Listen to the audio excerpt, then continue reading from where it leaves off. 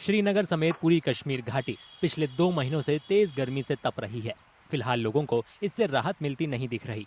चिलचिलाती गर्मी की वजह से झेलम नदी में पानी कम हो रहा है। ऐसे में मशहूर हाउस बोट किनारे पर ही खड़ी दिख रही हैं। श्रीनगर में 34-35 डिग्री के आसपास दिख रहे पारे की वजह से झेलम नदी में करीब 30% पानी कम हो गया है। इस वक्त संगम अनंतनाग में गेज रीडिंग 0.66 फीट है, जो 10 साल में सबसे कम है। गेज आपको पता है बहुत कम है। संगम में 0.66 फीट जो पिछले 10 साल में सबसे कम है वो रिकॉर्ड हुआ है। और शॉर्ट टर्म मेजर्स हमने लिए हुए हैं जो मैंने आपको बताया, चैनलाइजेशन वगैरह। इसके अलावा लॉन्ग टर्म मेजर्स पे हम अभी काम कर रहे हैं। उसमें हमारे ड्रॉट पंप्स होते हैं, उसका डीपीआर बना हुआ है, वो अंडर स्क्रूटनाइजेशन है। तो वो एक लॉन्ग टर्म सोल्यूशन है। तो ये सिनेरियो है, ओवरऑल बारिशें कम होने की वजह से ये हालात हुए हैं।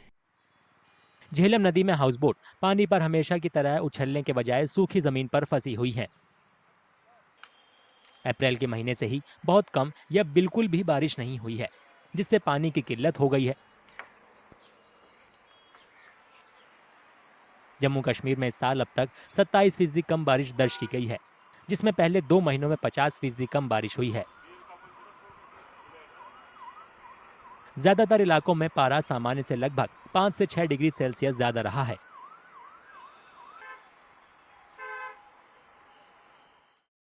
अप्रैल के बाद बारिशें न होने के बराबर हुई हैं। मार्च में हल्की फुल्की बारिश हुई, लेकिन ओवरऑल जो 50% रेनफॉल डेफिसिट है इस सीज़न में, इसकी वजह से बहुत पानी की दिक्कतें आ रही हैं। पीने के पानी में भी है और इरिगेशन सप्लाईज में भी दिक्कतें हैं। ख़ास तौर से हमारी जो लिफ्ट इरिगेशन स्कीम्स हैं वो सफ़र हो रही हैं। ग्रेविटी का हम मेंटेन कर रहे हैं इरिगेशन बाय वाराबंदी, और उसमें भी कमी हुई है, लेकिन वी आर मैनेजिंग दैट।